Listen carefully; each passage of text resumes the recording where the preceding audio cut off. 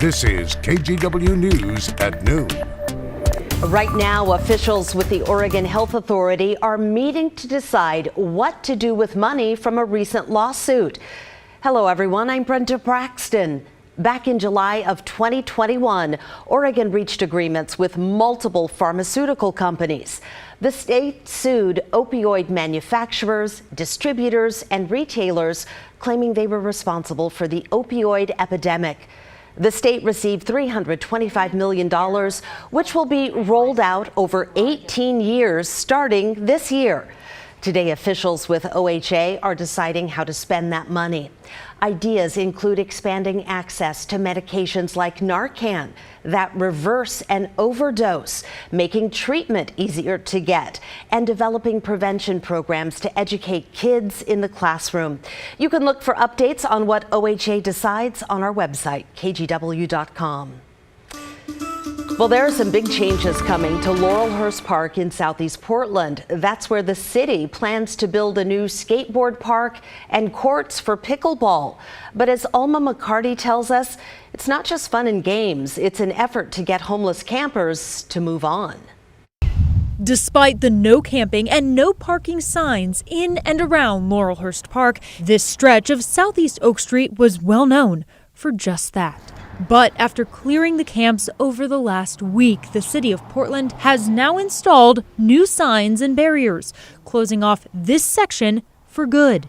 Portland Parks and Recreation and PBOT came to an agreement to turn the 2 blocks into more park space at the direction of the mayor. This place in particular feels emblematic of how the city is and how the people of the city of Portland are feeling about homelessness right now. Daniel Lyman lives nearby and walks through Laurelhurst Park daily. He's looking forward to the change, but hopes the people previously living here got the help they need. I think that sweeps don't usually fix these problems. However, I know that this neighborhood in particular is very tired, I would say, just from the last couple of years, as is everyone.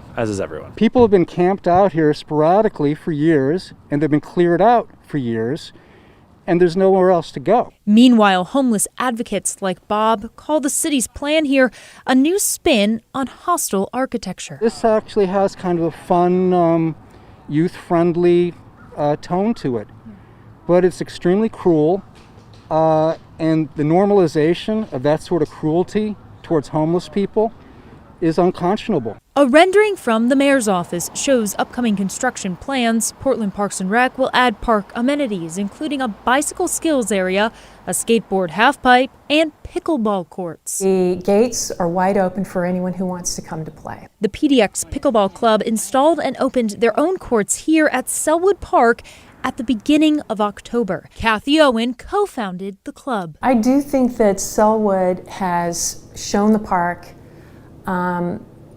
the desire for people to come and play. It's been hugely successful. Owen says members have struggled to find dedicated public space to play, so the new courts at Laurelhurst will only expand the options within the city. I thought it was a great idea. You know, if they build it, pickleballers will come. We have lots of club members who live in that area and all around Portland Metro who will drive there just, as an option. Alma McCarty, KGW News. The mayor of a small Oregon town is in jail accused of shooting at a family of 4 on Halloween. 47-year-old Dowan Jones is the mayor of Rufus in Sherman County. This noon, he's facing attempted murder charges. He's accused of shooting at the family Monday night in a fit of road rage near Parkdale. Obviously, the family, this was very traumatizing for them, especially for the little kids that were in the vehicle. This was a pretty traumatic event. The sheriff's office was able to track down and arrest Jones yesterday. Here you can see a map of where the shooting happened. They say Jones was in an SUV that stopped in front of the family after driving erratically. The family says when they tried to get a description of the vehicle, Jones got out and started shooting at them. Their car was hit, but fortunately, no one was hurt. Now to the midterm elections. They are less than a week away, and a postcard that's been making the rounds here in Multnomah County has some voters concerned. Here's a look. It says vote on the front, and then on the back there's a handwritten message reading, "Who you vote for is private, but whether you vote is public record." We found similar postcards sent in other parts of the country over the last few years. The Oregon Secretary of State's office says this is a campaign tactic, and a poli-sci professor at OSU agrees. So I'm not surprised that there's increasingly kind of aggressive language and tactics in terms of trying to get your side out to vote, whoever. So far, there's no indication who sent them. We also reached out to the election offices in Washington and Clackamas counties. They say they have not seen any of the postcards there. Well, Oregon's biggest wildfire is burning itself out thanks to all the rain we've had. Firefighters released their final update on the Cedar Creek fire east of Eugene. It was started by lightning in early September.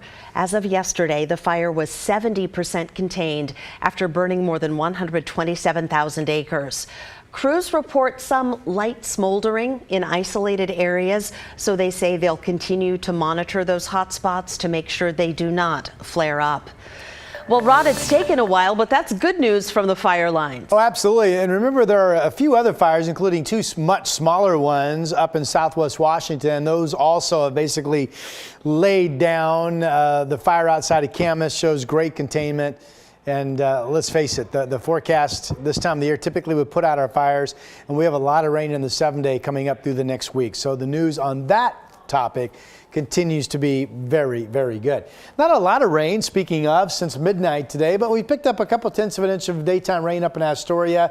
So far, just a fourth of an inch, not a fourth of an inch, 4/100ths of an inch in Portland, and 21/100ths in Salem. And we had scattered rain amounts across eastern Oregon and Washington since midnight as well. So again, all that's great news, and the temperatures are cool. The humidity levels are up. Look at the showers continuing to feed into us. A lot of these have been weakening so far today as they've been pushing inland. Right now it is dry, as you can see over downtown Portland.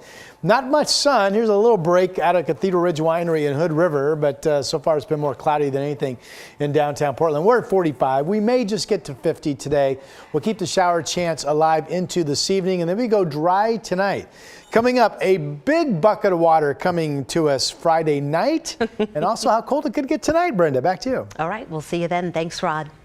Well, today is the first day of PBOT's Leaf Days. City crews will pick up piles of leaves in various neighborhoods today, tomorrow, and on Friday. A few tips if you're participating. Be sure to rake your leaves the day before your scheduled pickup. Use regular yard bins for branches, needles, or grass clippings. And a reminder, in some neighborhoods, you can be fined for not moving your car off the street. For the full schedule and those guidelines, you can head to the city's website.